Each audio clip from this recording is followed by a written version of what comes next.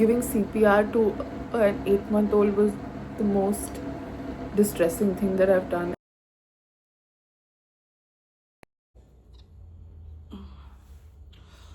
I just woke up and it's almost 10:30. I woke up around 10.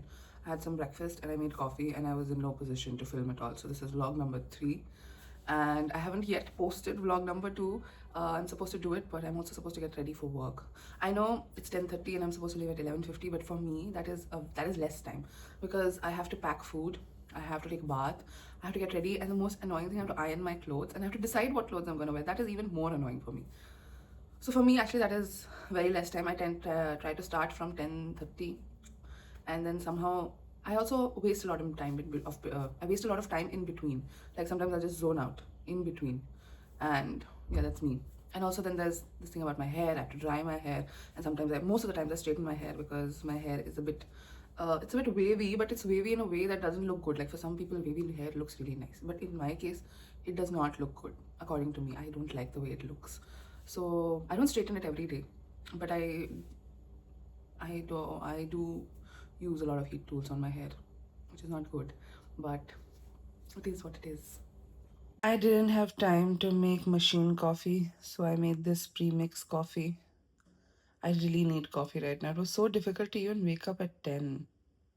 It's around 11:15 a.m. and I have taken a bath. I have actually, my husband packed my lunch for me, so shout out to him for packing my lunch before I even woke up. So that was done. The main challenge was ironing my clothes. They were really crumpled, and so now what is left is hair and makeup, and I think I'll be done before time, hopefully today, and then go back to work. I have to check on the patient that was operated on last night, and apart from that, let's see what today brings. Every day is new and unpredictable.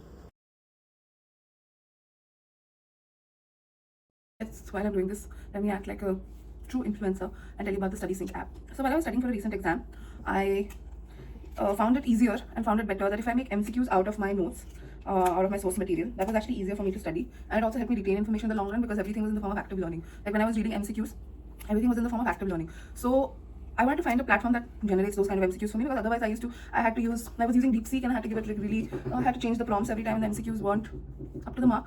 And also, it was a very makeshift kind of situation where I had to ask it to make the MCQ, put the answer key at the back, and then also and then I would type down the answers in the chat, and then I asked it to, check how many correct I got, and then there was no option to bookmark it, or I had to manually do everything. Like I had to manually screenshot the ones that I got wrong and put them in one place, make flashcards out of them. So it was actually very tiring, and I tried to find places, like I tried Notebook LM, and I tried Claude. Somehow I thought Claude would actually be good at this. Claude actually also made an HTML page, like it made a page for me where I could do the MCQs. That's where I got the idea that if I make an app where a summary could be generated of the source material, and not just like any kind of summary. It's not like the summary that other AI websites or platforms would provide. It's made for the Indian medical education, because the summaries that I found on Notebook LM were very generic. There are sites like Turbo AI and all. I feel like those may be helpful for med school, but if you're in residency or if you're beyond residency preparing for SS exams, those won't do anything, because SS exams need a lot of depth of knowledge and they really need you to go into the PDF or the source material. And I felt like that was something that was not happening in all the AI platforms that I use. So I decided to create an AI platform. It's called StudySync. And the thing about StudySync is it has been trained according to the Indian medical exam system. This rogue hair keeps on getting curled up. Anyway, so when you upload your PDF on it, what it does is that it will create a summary, and it's a very high yield summary, and it will tell you what are the MCQ traps there. It'll convert your PDF into tables, and it's not exactly a very short summary. It's actually shorter than your original document, but still it has all the important points in it. And then there's an option for making flashcards. Now flashcards will be generated chunk wise. It will divide your PDF into chunks and make flashcards based on that. Now these flashcards also have spaced repetition in them, which you might know from Anki. So that is where I got the idea from, that because we need spaced repetition. Active learning and spaced repetition is the key for having good knowledge of your subject and not forgetting it. That's the main important thing, because all these exams work on the main principle that you might have read it, but you have probably forgotten that nook and corner of the particular concept that is testing. And the third is it will generate MCQs, and MCQs not simple MCQs based on difficulty. They'll be easy, they'll be moderate, and they'll be difficult. And also I think in the exams you might have seen they give statement MCQs where they pick up the statement from the book itself, from the standard book itself. So there are statement MCQs as well. And that's what I'm working on. Currently I'm working on the spaced repetition part of the app, trying to fix it and trying to perfect it. It's a bit difficult, but that is what I'm currently working on.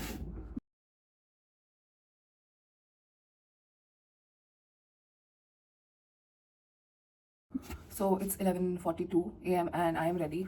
My earlier video got cut off because I was low on storage because I'm almost always low on storage. I don't know how this keeps on happening to me. No matter what storage, phone or laptop I buy, I'm somehow always out of storage because I do misuse and download a lot of stuff. So yeah, it's time for me to leave now, and I'll see you at work.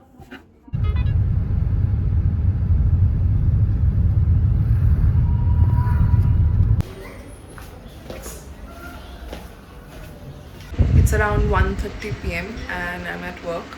There are not that many patients, but we do have one patient from yesterday whose C-section was done.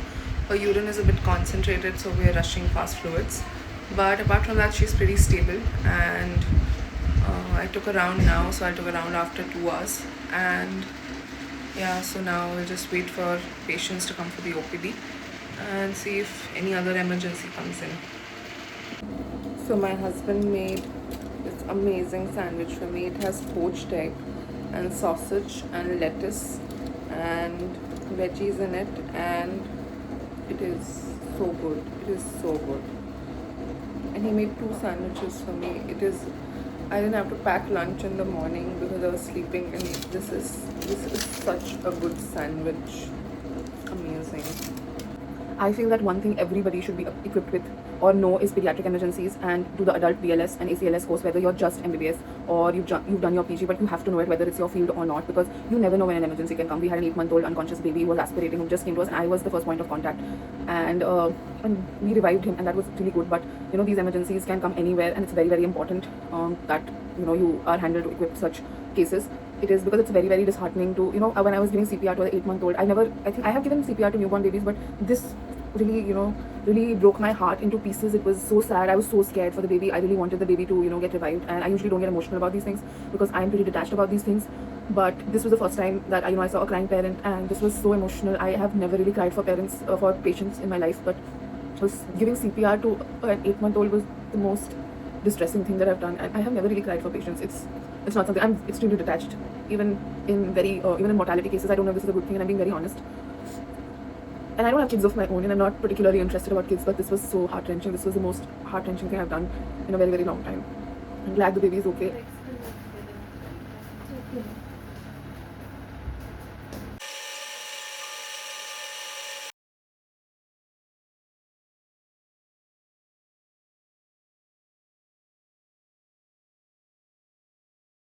It's 8:20 right now, and the evening OPD was actually pretty heavy, and now I'll get ready and go back home. So I'm walking back home. It's 8:30, and I can't wait to get back home, to be honest. It was a tiring day, but not as tiring as the previous few days.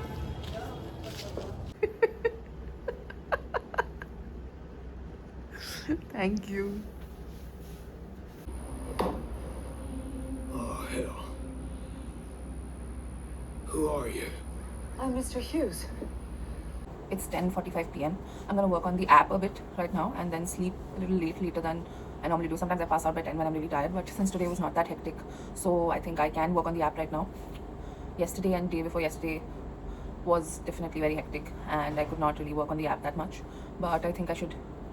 The app is mostly done, but I have to figure out little points here and there in the app that need a little bit of modifying, and I need to enhance those parts.